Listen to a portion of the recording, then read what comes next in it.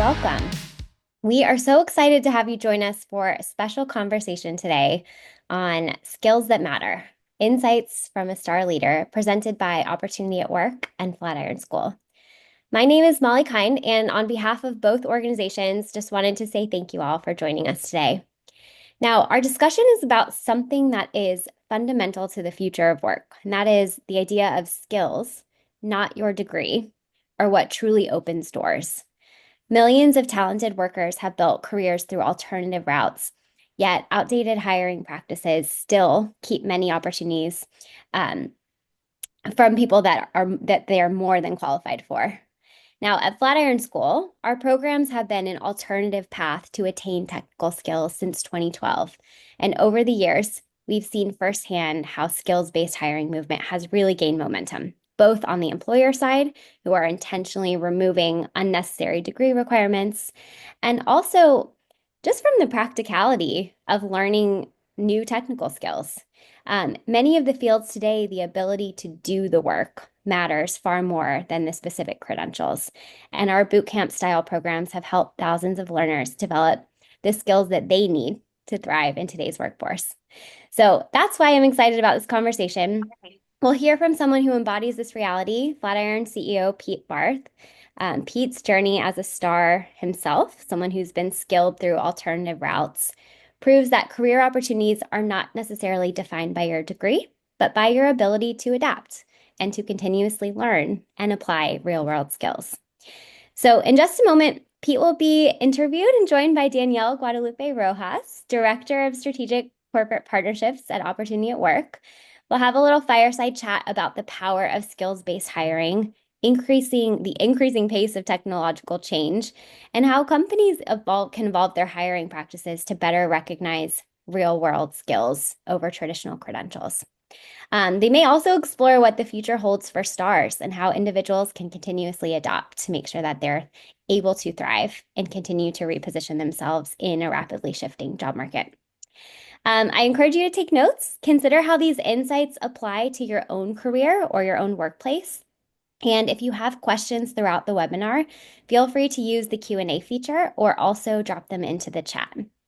Now with that, let's go ahead and dive in. Please welcome our moderator, Danielle Guadeloupe-Rojas, and our featured guest, Pete. Thanks for being here. Thank you. Thank you, Molly. I appreciate the introduction. And thank you, everyone, for joining us today. Really excited to get into this conversation.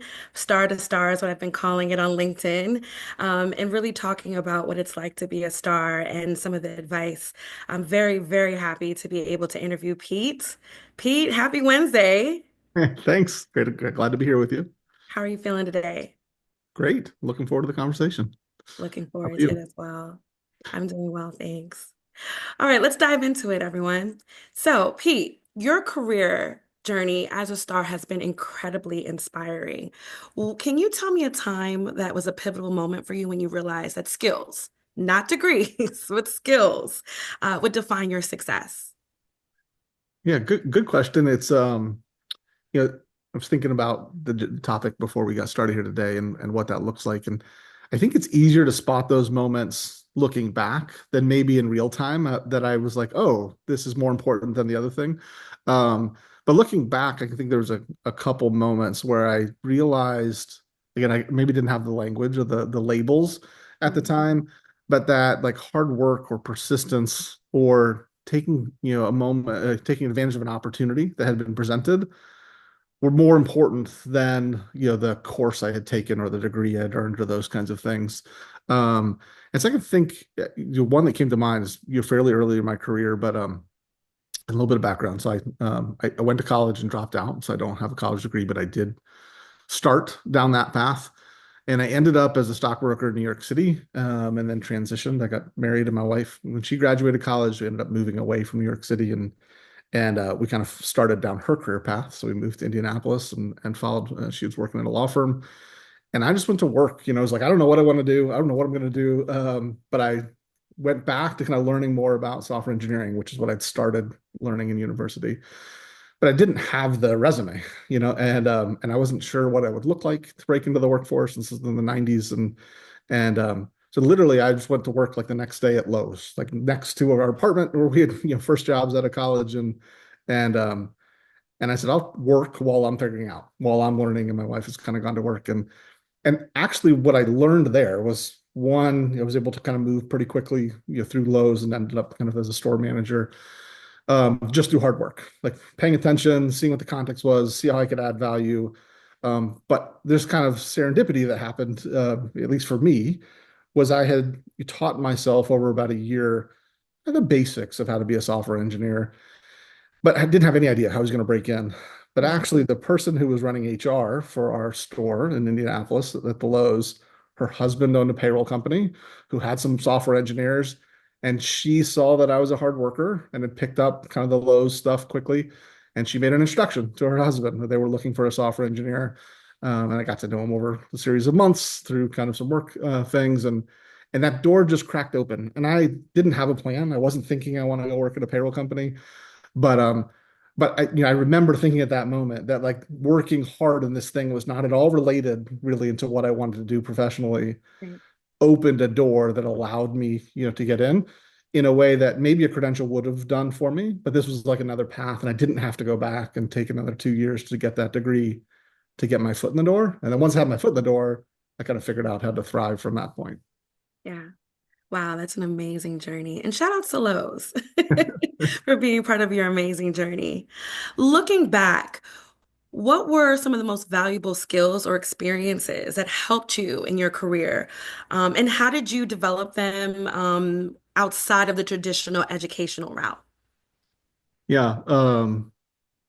Yeah, so I think a number of different things, and I can see kind of now how they all go together. But I think one early on from just like my parents, and I played a lot of sports through high school, was just kind of an optimistic view of things were possible. It's possible for the team to come together and win. My parents Right. were essentially both entrepreneurs, and seeing how they approached risk and having an optimistic kind of mindset on approaching opportunity. And so I think that was really important. It's not necessarily maybe the way we think about a lot of skills, but I think it's a really important aspect that I learned through observation and then through practice in kind of the sports arena. Similarly, I think again from those same two influences was work ethic. And like sometimes it's just a grind, and you have to do the hard work and put in the hours to make it work. And doing that, then you will find the opportunity and the doors to walk through that. And again, I observed that from my parents and from putting in the effort around sports.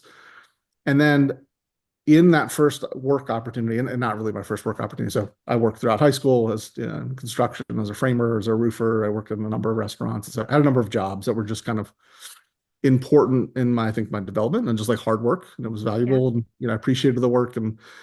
But then that first professional job, after dropping out of college as a stockbroker was really just a sales job. I think, often I think stockbrokers have a different view. They're salespeople.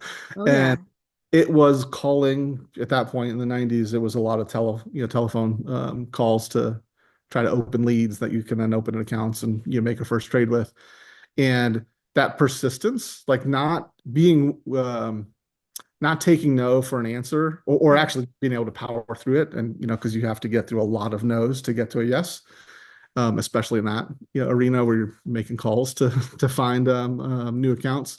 And but that was a really important lesson for me. Again, was that kind of, and it brought together some of those things I had learned growing up around work ethic and kind of being optimistic, not letting a no get you down. Right. Because in those days, I think I averaged over 300 calls a day Sheesh. when I first got started. And so the goal was to get 10 people to say yes. So that's a whole lot of no's every single day to get to a yes. But like I think now as I look back, like those were actually really important things for me. Yeah. Uh, to kind of being willing to go an alternate route was not having the pessimistic view, being willing to put in the hours and pushing through the no's, because you do get a Yeah. lot of no's if you try to, run into certain walls. Yeah, for sure, for sure. Now, I always tell people if you want to try anything and gauge some experience, try a sales job, especially a high volume sales job. It will teach you tenacity and the power of overcoming no. So that is fantastic. Thank you for sharing. And like I tell people, you don't wake up every day and say, I'm going to be a star, right? It's just something that happens and you gauge these skills and you push through it. So thank you so much for sharing some of those tidbits from your previous experience. Mhm. As a star who's become a CEO, you've navigated a career path outside of the traditional degree route. What are some of the biggest obstacles that you faced along the way, and what's some strategies that helped you overcome these obstacles? Yeah, so I would say lots of obstacles early on, and I think some of these are better now, although there's still plenty of places where they exist. But lots of rigid systems and traditional thinkers, people that Yeah, gatekeepers yeah, that are just they for whatever reason in their role they don't ever think creatively or haven't been given the flexibility to do something outside of the kind of approved process. And so lots of times early in my career, it was, you don't fit this mold for whatever reason, whether that's a credential or something else. yeah. And so you either can run into that wall and fall down and say, well, I'm not going to try that again. That Mhm. was not my mindset was I'm either going to figure out how to smash through that wall or I'm going to figure out how to get around it. Um, and so it was a good learning lesson to me. But that, I mean, that was for sure the kind of the obstacle was lots of people who say, you could never run, you could never be a manager because you didn't have this kind of, background. You didn't have this college degree um, and it actually built into me something I really value now that is, um, in addition to like the persistence, but also just like a contrarian kind of viewpoint of like, Mhm. actually know it's possible to not do that fixed rigid path that you're insisting on. Yeah, And so I'm going to push really hard in the opposite direction and try to break down that, not just for me, but for others, especially as I became a parent and thinking about my kids yeah, and what they might face. But that's been most of my professional journey now has been thinking about, all right, can education be different? Can we do, when we started boot camps in 2011, and saw this come to market in 2012, it was really like, hey, I know there's a problem in the market space. There are people mhm, that need engineers, and the pathway is either too slow or too expensive. And part of the slowness is like it just takes too long to develop curriculum in the traditional four-year sense, and it's not what the startups are working with.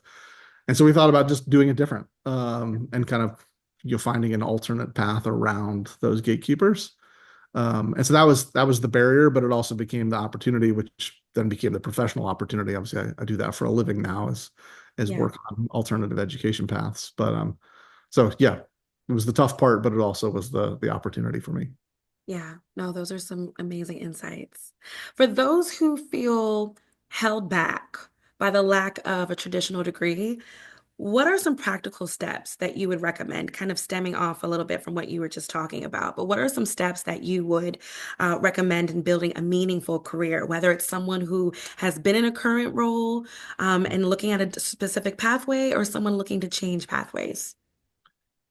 Yes, I think maybe I have a little bit different view here than other people, in that and I'm sure some of the people who work with me will say, "Oh, that's obvious." Um, I tend to not have like a big master plan, like, and my wife is like the exact opposite of this. So like some general ideas of where I want to go, but not like Right. a super structured path. But what I'm always kind of optimizing for, looking for is the opportunity. So like, how can I put myself in a situation to be in the conversation when the timing is right to take advantage of some kind of opportunity. And so I've kind of lived by that. And I think this advice I'd give to lots of people is, one, you have to be out there. Like, opportunity is not going to come knock on your door, your bedroom door. If you're sitting Right. by yourself and wondering what's next, or drawing on the whiteboard by yourself. But you have to be out there. So part of that is like networking. And I think really important is to try to understand some kind of domain. And it can be something you're passionate about, right? So if you're Right. really into video games, like, understand how the world of video games works, why players play, why people spend money on those things, understand it. And if you're in the conversation, at some point, you will notice the opportunity. Here's a place I can add value. And I Hmm. think that's the most important part if you're taking a non-traditional route is, one, you have to be present in the conversation and you have to Yep. have enough context to know, hey, that's me. Like I can be I can plug that hole, add value to the situation. And on the flip side, I would say like it's important to not spend time on places where you're not adding value. Yeah. Um, because you can easily get stuck in going through some motions that aren't valuable to you or anybody else. Um, and that's the time is precious. So like find places, things you're passionate about, be involved, don't be afraid to speak up. It's better to know your idea is a bad one than to think it's really good all by Yeah. yourself. Um, Agreed. and part of that is like just kind of being out there, like Yeah. being very engaged in the conversation, and so that you have the chances to get more at bats. Yeah. Yeah. No, that's really powerful advice. Stars, if you're listening, put yourself out there, network, talk to whomever that will listen to you so that you can expand your network and see what opportunities that present themselves. That's what I heard Pete say. All right. How has your journey as a star influenced the way that you lead the Flatiron School?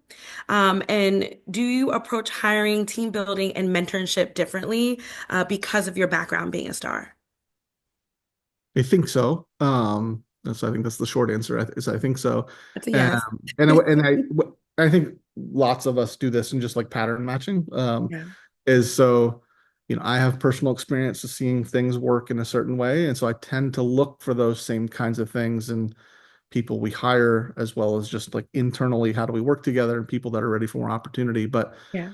I really value people who are willing to step into something that they're maybe not quite sure they can fully tackle, but they're willing to say, "Hey, I'll figure it out," Yeah. and make that work. And that's great. I mean, in my mind, that really kind of demonstrates somebody who's ready for more, Mhm. who's ready for that next promotion or to try expanding the team.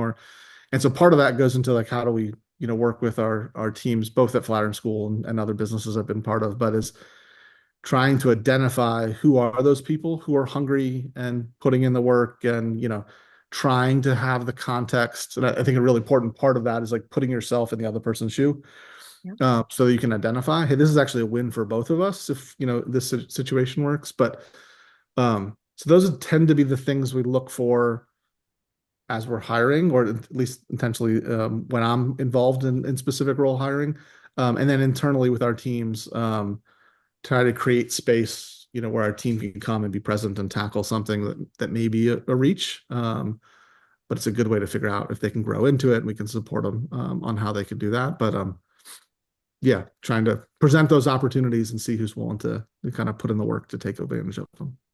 Absolutely. Absolutely. What role do you see alternative education programs like Flatiron School playing in reshaping the future of work? And what do you think is still missing from the current ecosystem? I know that's a loaded question, Yeah. Yeah. but what are your thoughts?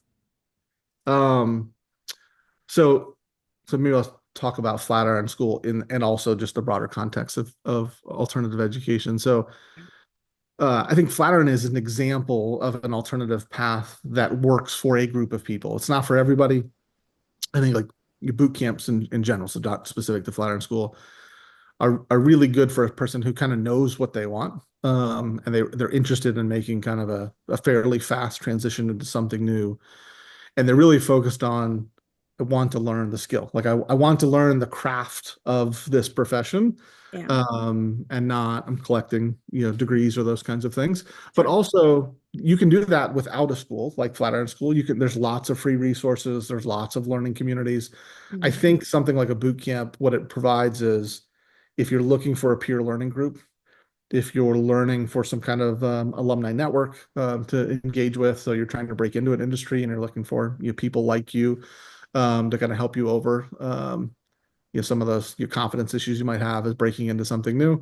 Um, or if you're looking for a teacher or a mentor or some kind of accountability with a coach, a boot camp provides all of those things, the Mhm. structure of how to get from point A to point B, a timeline to do it on, and support system, both in peers as well as coaches, mentors, teachers. Yeah, And so that is a unique combination of things. It is meant for a fixed duration, like a 5-year boot camp. I don't think is a viable market offering. But in a short sprint, something inside of a year, I think that's a valuable thing for a certain group of people. But there are lots of alternative paths, and they don't all look like that. Yeah. There are plenty of people, and this was my journey. That was actually I was self-taught. I looked at resources. I was very involved in online community and taught myself how to do most of the coding things to become an early software engineer. And that was partly because boot camps didn't exist at the time. Right. But there are still plenty of people today. Boot camps exist and they find alternative pathways. And so that's valid. But I think the common trait there is like I'm really interested in learning the craft of this profession. And then usually whether you've joined a formal program like a boot camp or you're doing that on your own, you find community in some way, and I think that's important. You have to have at some point you're going to want to transition this knowledge into practice, and like the reality of like getting that first job is like people are really important to opening doors and presenting those opportunities. So community is really important in alternative education, and so I think we're at a place where it's we've been doing this now for a while in the bootcamp space. It is fairly widely accepted in the tech sector that a boot camp is a safe way. And I think one of the other values we offer is actually on the employer side. Mhm.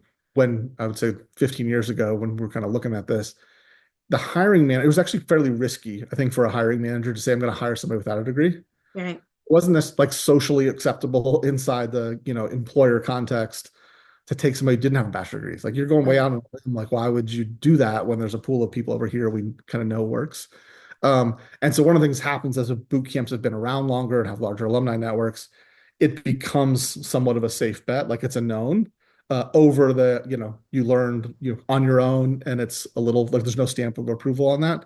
So in some ways, boot camps have become a little of like the institutional validation piece. Yeah, Although still, I think very much look at it as kind of an alternative path. for That sure. is actual value add. We hear it from employers like, I never heard of that little program in that one city, but Flatiron School, I know you've got lots of graduates and we already have 10 people on the team. So of course we'd hire another one. Yeah. And so that's the value of kind of a structured alternative pathway. Yeah. No, I'm Yeah. a fan of boot camps for sure. So I think that advice is very key, and you can never limit yourself on the skills that you collect, right? During your start journey. I tell people all the time, I collect skills like I collect my purses, Yeah, and I have a lot of purses. definitely. So, well, Awesome. thank you for those insights Yeah, about but boot maybe before camps. you move on, just one other thought on value, and I think you also asked about gaps. Yeah. So I think one of the things just on value is ROI, and this is like something I think is really Mm, broken in traditional ed at the moment. But I mean, a good example is a student who comes through a boot camp, is likely to see kind of a year one ROI, like make more in annual salary adjustments right. than they paid for the program. Um, and like that's very common. I think our average, I think we did an analysis at Flatiron School of people who don't have bachelor's degrees that come through on average see more than $17,000 in annual compensation adjustment. Oh, wow. So essentially, year one, it pays for itself of employment. And that's significantly different than if you think about, a 4-year degree or something along those lines. Not to say there's not a place for those, but ROI is like a significant differentiator. And then I think gaps on just like alternative education, but also just like more broadly education. And I'm actually kind of excited about these because I think there's technology coming out that helps Yeah. with these. But opportunity discovery, I think, is a pretty big gap. We run into them all the time, and I'm sure you do as well. But there are people who say, "Well, no, I don't want to do this, right? Right. Whatever I'm in now, I don't want to do this. I don't want to, be the barista. I don't want to work in real estate, whatever the thing is. But I'm not sure what else." And maybe don't consciously think about what skills they have and how closely adjacent those skills line up with another opportunity. So one is just identifying the opportunities, and then if you found the opportunities, what's the skills gap? I'm Hmm. actually only 3 skills away from this other, lateral opportunity or this promotion into another field. And if we can identify the skills, then we can identify the education to address those gaps, Yeah. which is not completely retraining you. You probably are very closely adjacent to something else, but you need a little bit of domain knowledge or you need to learn a specific tool set to make a transition. So those are gaps I think that exist today, but I think with all that's happening in AI and data transparency and like this is something lots of people are working on that I think is going to get a lot better over the next 5 to 10 years. Agreed. Agreed. Speaking of technology, technology is evolving at an unprecedented rate, which I'm sure you know, often outpacing traditional degree programs. AI and machine learning engineers, for example. are often self-taught, like you said, or upskilled through alternative routes. How do you see this impacting the shift of ways companies hire and develop talent? Hmm. Um, this is a really good one because it's maybe a little counterintuitive if you're not in the space, but Right. you would think with the speed at which technology is changing that more employers, I think, would spend more dollars and time on upskilling. Hmm. And it's not that companies don't, but I think I think we're in a weird place as a market. So what we're seeing, I think, on the positive side is more companies getting involved in spending dollars on the initial onboarding. So we're bringing in a group of people that all have, maybe come from different backgrounds, boot camps, degrees, whatever. How can we put together an onboarding kind of program? And we run Hmm. this with a number of employers, other people do as well. But your first 8 weeks on the job goes through some structured baseline of here's what machine learning looks like at our company, and here are the industry standard tools. Really valuable for somebody early in the career, especially if you came through a traditional pathway, what maybe is less focus on production, kind of building product. Is what we try to solve at a boot camp is being very kind of production level focused, but is getting all those new people in the organization say, well, this is how we do it at our company. And in 10 weeks, we, have somebody who's very ready to hit the ground running, versus over the next 2 years, they're gradually getting up to speed. So that I see like positive. And I think AI and machine learning has kind of really pushed that need as like, we have to get the whole workforce to know this baseline because it's our future as a business. And so how do we invest in kind of getting new talent in the org up to that speed? Yeah. On the flip side of that, it's like a kind of strange thing that, and it's not new, it's been around for a while, but this idea that I think a lot of professional development, especially in tech roles, is kind of a free for all. Like I would say most company strategies are let's license a library and you can learn whatever you want to, right? There's a whole bunch of curriculum, a whole bunch of courses, you can do whatever you want to and have at it. And developers are usually pretty good at that. We have to learn a lot of languages and tools change, and so giving them access to it. But it's kind of weird when you think about being intentional about the rest of your business and supply chain and logistics and all the other complex parts of a business. That on the talent side, many kind of L&D strategies in the corporate space is a library like just all you can eat buffet, and we hope you eat the right things. Yeah. It's just so strange thing at the moment, but I hope we see more structured, like here's a career path, here's the skills you need to learn at a specific time to get into the next role, and invest in more structured programming. But I think especially since COVID, there's like been less and less, I think, of the structured upskilling and more of the library subscription kind of model, in that mid to late career journey. Absolutely. I've been seeing an uptick in it over here as well when it comes to that model. So I totally agree. All right, Pete, I'm gonna have to switch gears a little bit and talk to you a little bit about something that you might be friendly with. Sure. As a star, what advice would you give someone who's looking to break into the fast evolving field like AI, Hmm. cybersecurity, or software engineering? And what are some new skills that are consistently emerging from these fields? And I'm going to take some notes too, if you don't mind. Yeah, yeah, yeah. I think I'm gonna. This is just kind of be a somewhat simplistic device, but it's essentially like always be building. Um, One, there's a ton of learning, opportunities out there. There are a million courses. There's lots of YouTube videos. There's structured programs. There's a ton of content right now about AI is changing the world, and so you need to get, how do you write a prompt? There's a Yeah, million of those things. Whatever you figure out is the right for you and the time that you have, trying to work it alongside a job you have, or if you're in between roles, you may have time for a structured program, or you may choose to intentionally invest in yourself and go through something, like a boot camp. Um, but whatever that is on the educational side, I think the really important part for like breaking in to this space, one, because it's fast developing and there's not tons of like domain experts, like lots of people talking about it and they know about this much in the field. yeah, Um, but is actually do it. Like learn enough to go start and then start and talk about what you're doing, yeah, show people the thing you break, figure out if it's good or not, and rebuild it, again. But I think literally just like practice, is probably the best way to figure out one, how do I break into like maybe the core industry, like actually get involved as an AI engineer, ML yeah. engineer.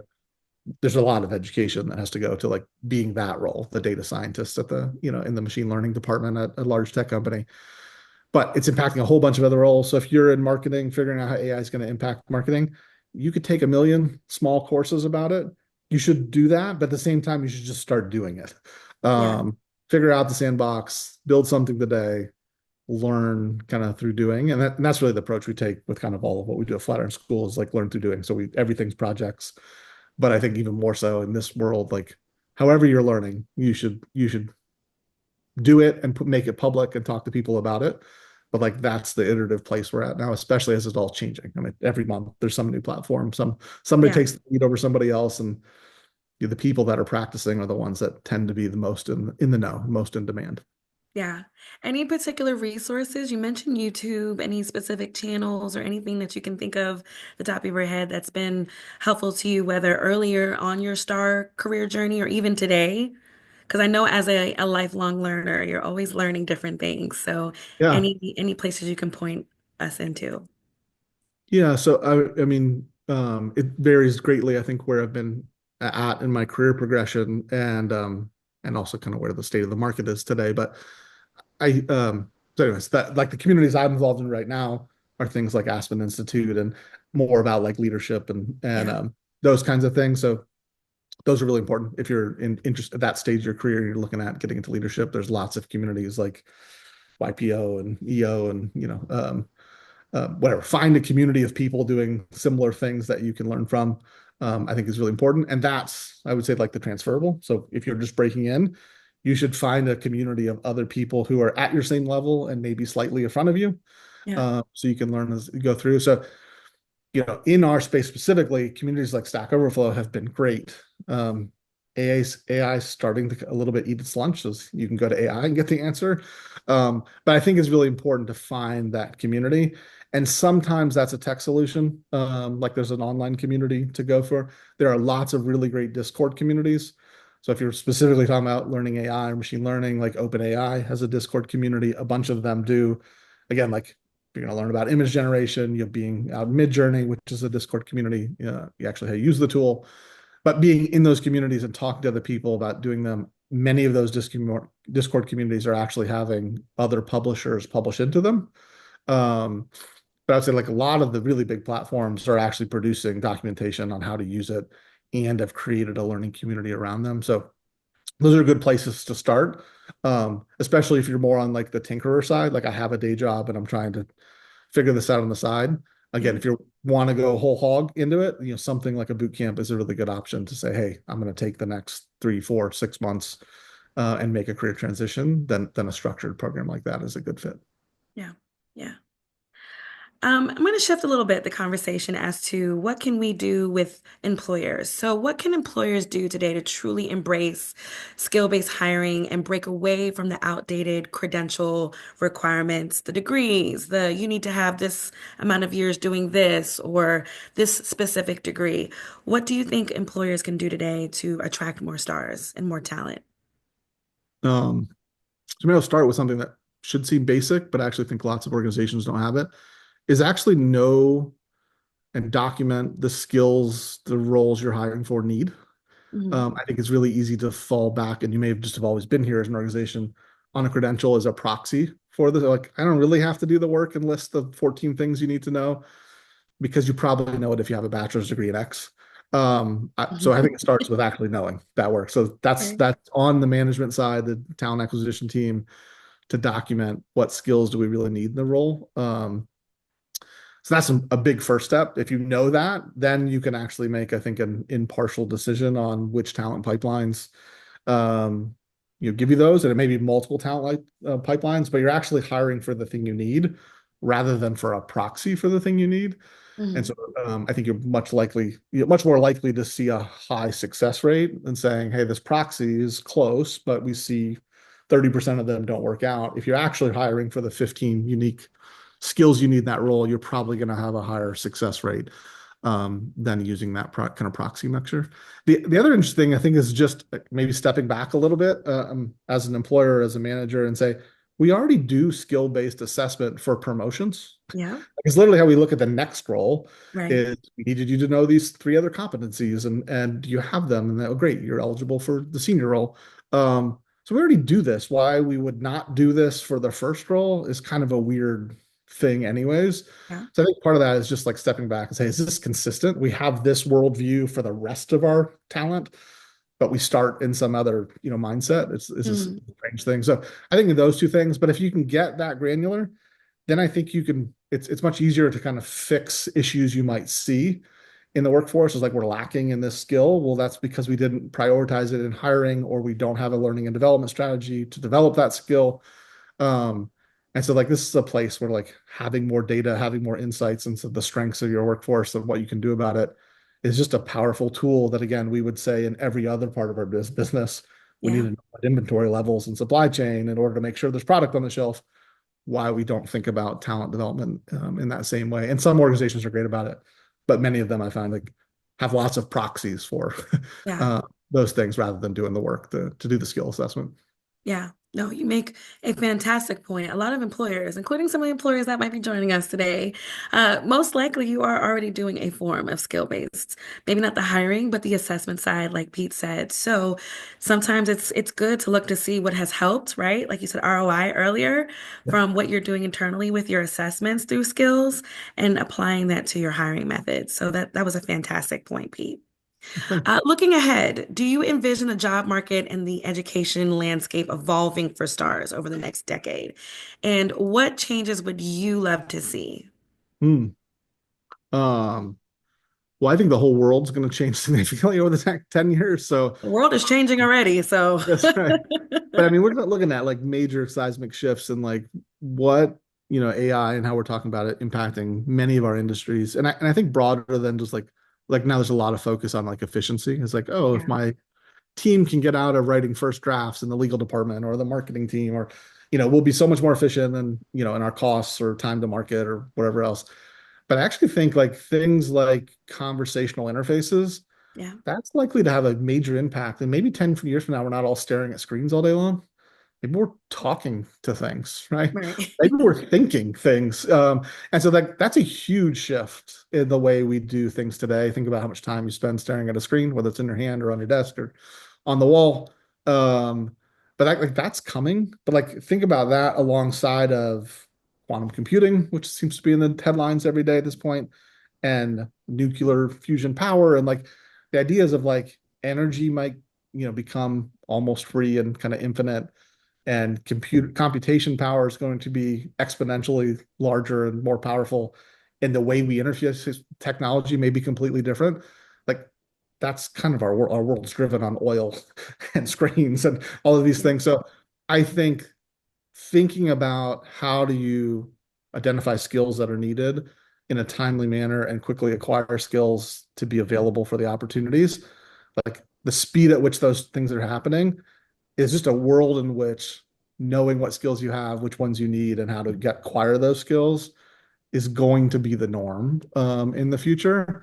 And not saying credentials or some kind of industry stamps won't also have some value, but I think that's going to be gradually more and more kind of displaced as the world's different 6 months from now, and yeah, you can't go back to a 4-year program or a 2-year program, even if it was up to speed right. to those quick pivots.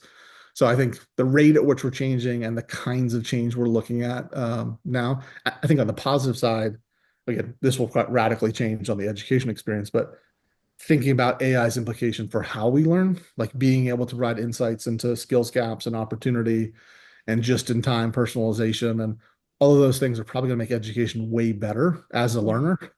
It's like I can learn just the thing I need to learn at the time I need to learn it in the way that I can learn it. Like that's probably the reality of where we are in, in 5 years. yeah, So that's an exciting, thing I think is being in the space of education is one. I think it's all about the change, and we have the beginnings of the tools to start to do that. So, anyways, getting in that mental space of like knowing what skills I have, what I need, and how do I acquire those skills, I think is just like the mindset for the future. yeah. And I think it's slowly pivoting, we're seeing a lot of people adapt to this change. So who knows what the next decade looks like, right? That's right. It'll be Um, different. That's the only thing I know. it just needs to be different. That's right. We can agree on that. Being an official rep from Opportunity at Work, hey team, definitely want to plug in the Tear the Paper Ceiling Coalition. And Pete, I know you know a little bit about tearing the paper ceiling through your star journey. Why is it really important for employers to learn more about this movement of skill first hiring and tearing the paper ceiling? Yeah, I'm trying to think about the advertising campaign that said it's like the more you know, right? Yeah. Right? Like that's really true. Like knowing more about, hey, this exists. There are frameworks. There are people focused on skills-based hiring. There are talent pipelines you may not be leveraging in your business today because of some kind of rigid framework you've had from the past. So learning about this and figuring out how to take advantage of this, both for yourself personally and for your Yeah. business is just I think a really key strategic thing that we all should be thinking about. Because if all of a sudden, there's a major development in AI and your talent needs to look significantly different at your company, um, you know, you will be the last one to get on that if you aren't already in the place where you know what skills you have and whether you Right. can adjust or whether you need something new. So doing that inventory now and doing the work to think about how do we think about education benefits in a skills framework, or how do we think about hiring in a skills framework, are just really important places to build you be as a business for flexibility on how you adjust to the changes that are in front of us. Absolutely. For more on Tear the Paper Ceiling, make sure you check out tearthepaperceiling.org to learn more. Employers and stars, make sure you sign up and sign the pledge. Anyway, thank you for discussing that with me. I had to do a little Sure. Tear the Paper Ceiling plug. All right. Mentorship. I want to talk about a little bit about mentorship. Do you have any specific mentors that really helped you along your journey? And how important is mentorship along this journey of yours, especially at Opportunity at Work, what we call a rising or shining star, someone who's kind of in that VP and above. What are some things that you do to kind of help fellow stars along the journey as well? Yeah, so I think one, having mentors are really important. I have several. Maybe the way I've thought about it is actually a little different than I have a couple mentors who I meet with very frequently who are not in tech, not in education. Yeah. They're successful business people in my local community. Um, and both of the gentlemen that I'm thinking about are probably 25 years older than I am. One's 25, maybe one's 30. But have had successful careers in other industries. But honestly, the challenges as a leader aren't really domain specific most of the time. They are how to navigate, legal government things, how to think about people and developing people, finding good people, how to you relate to vendors. They're somewhat industry agnostic. And I always find it like really helpful. These two gentlemen that I meet with all the time are they think about the problem a little bit different. Um, and so what I find is I have these two guys that I meet with on a regular basis that were consistent. Mhm. And then the thing I've used throughout my career is, especially in tech, the community, and I've been an entrepreneur for most of my career, but is the community of entrepreneurs and investors are all very accessible. And sometimes it doesn't seem like that, or that person's got a little bit of celebrity in the startup world, Yeah. but I found is like most people, if you genuinely ask for help and you have context, you're not just saying, hey, I'd like to meet you, semi-famous person. Um, but hey, I want to meet you because you went to school, I went to school, we're from the same city, you're fighting some world, hunger issue that I'm also really passionate about. Like there's context for why you should have a conversation. Most people will say yes to just completely cold calls on, I'd like to meet you for the specific reason. Can we do it 30 minutes next week? That I view that as a form of mentorship. On a fairly regular basis, I reached out to peers or people who are slightly ahead of me in my career and ask for time, but on something Mhm. specific. And they don't necessarily turn into regular connections, but most of the time, those are people 2 years from now, if I need to go back and tap them, like I already have context. We've met once. Um, I think this is actually something that's really important for me early in my career as I made the transition from like software developer. I was a CTO at the time, but still very in the tech weeds, but becoming an entrepreneur. And we built a software startup. And Brad Feld, who's a fairly famous VC, one of the founders of Techstars, he does this thing, or at the time he did it every third Thursday, I think in Boulder, he took 15-minute meetings with anybody at the local bookstore. And Mm. and so I was cross country in Greenville, South Carolina, and I booked time on his calendar. And so then I emailed him and said, listen, if I need to be there in person, I will. I'll fly out and I'll take the 15 minutes at the bookstore or coffee shop, whatever it was. But would you be willing to do that over Zoom or whatever it was at the time? And he said, sure, let's not do it on that day because I reserve it for people in person, but let's do it. But it was like Brad had no context, shouldn't have taken the meeting. He took the meeting. It ended up kind of really altering my path because instead of working in that startup, I pivoted to running accelerators with Techstars and kind of Oh, getting that wow. VC route before coming back to code schools. But like those kinds of things, they're out there. You just have to ask. Yeah. Yeah, no, I think mentorship is amazing, especially me being a star and making sure that I pass on, having mentees. It always shocks me when people want me to be their mentor. I'm like, me? But I'm honored and flattered because it means that I did something right and they want to learn from my experience, just like I'm sure lots of people like to learn from your experience, Pete. So, So I would say back to an earlier comment is actually knowing where I add value and don't is really yeah, important. Because I would say maybe 10 years ago, it was like, oh, I just want to be a mentor in the startup world. And so I'd be engaged in a bunch of things. I realized pretty quickly, like you can get overwhelmed and was like, I don't know what I'm doing here. Like I don't know what you're doing. I yeah, should be providing advice to this. So at this point, I do that fairly regular. I stay yeah, involved with Techstars, but I've talked to the managing directors of the programs I'm around and said, listen, you have a company that meets this criteria. They're at this stage in these spaces. I can add value, so I'm interested in meeting them, but I'm not going yeah, to come to the mixer at the beginning of every program. yeah, And I think that's valuable for me because then several times a year, I'm finding a company that I can help mentor a founder or a chief product officer or something like that. But it's in a space specifically I know I can add value to them, and then it's a better relationship in both directions. yeah. No, absolutely. Well, Pete, thank you so much for sharing your amazing journey with us today. I've taken some mental notes myself. As we wrap up this conversation, what are some last takeaways that you'd like to provide to stars and employers and how that we all as a community can work together to really be able to support each other in skill first hiring? Yeah, great. Just a couple thoughts. So back on the individual side, I think really I think it can be scary when you try something new or you go an alternative route, but there's very little harm from like trying something new and putting yourself Yeah. out there. There may be a little bit of emotional scar tissue if you put yourself out there and it doesn't go quite the right way, but that's something I think you should be fairly risk adverse or risk tolerant of is like putting yourself out there. And if it doesn't work, you figure out how to kind of repackage yourself and put yourself back out there again. But that's super important early in your career is like network, be out there, work hard when there's an opportunity. Um, so that I would encourage you to do that and like always be learning. Like that's actually the thing at Flatiron School I think is the most valuable thing we teach is sure we teach you Python and other frameworks and but like what we teach people is how to learn new things and like you do it very quickly in a rapid fire at a boot camp.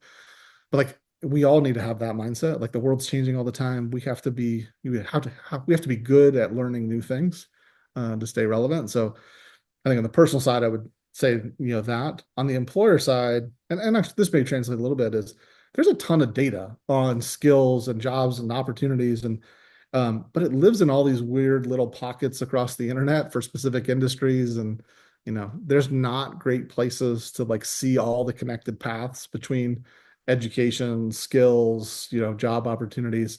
So if you've got one of those pockets, your employer, though your company has those things, thinking about getting it out, sharing it with other people in your industry, helping shine a light, give some transparency on those Yeah. connected webs so that we can take advantage of them, both you as an employer and the individuals who are looking to break in.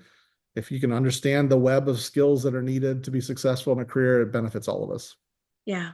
No, that's some really powerful advice. And thank you so much for sitting down and having this fireside chat. I hope stars and employers were able to learn, engage a little bit from your personal story and experiences. And I'm going to go ahead and pass it over to Molly. Awesome. All right. Thank you both. Before I close this out, we do have one question in the Q&A. So I'm going to go ahead and pose that here. Pete, this is from one of our Flatiron alum. Okay. So they said, any advice for a job seeker who may be struggling with to get a junior level role? Um, this particular person was laid off a year or so after their first software engineering job Mm, and into a tough job search right now. yeah, What would you share with them? good question. It is a tough job market at the moment. I think a little bit of this goes back to just some other advice earlier, but figure out what's important to you. And so maybe a little different. Maybe I didn't say this earlier, but so I think one that I did say was like figuring out where you add value. But part of that is actually figuring out what you're passionate about. Like, great, if you're passionate about horses, right? Figure out, everything you know about horses and how that brings some unique set of knowledge combined with your technical skills to a set of employers that maybe do something in the equine industry. Um, and we all have those things. We have these overlaps of I love to play golf or I like basketball or whatever the hobby is. And the professional experience, maybe you worked and you know the ins and out of a coffee shop and you've learned technical skills.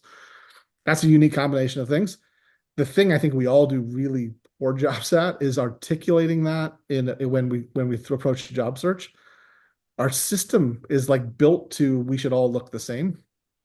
And so you think about when you look at a stack of resumes, and this is like most hiring people right now say, well, I get 1,000 resumes for this job opening. They all look the same, especially for new people in the field, all coming out of college. Everybody tries to, I think this is part of the imposter syndrome. I try to look like everybody else so that I look legit. When actually, if you're on the other side of the table reading those resumes, you're like, they all look the same. Who's the person in this pile that stands out? And it's the personality stuff. It's like, this person knows who they are. They bring some interesting life experience. They're passionate about it, and I can see that.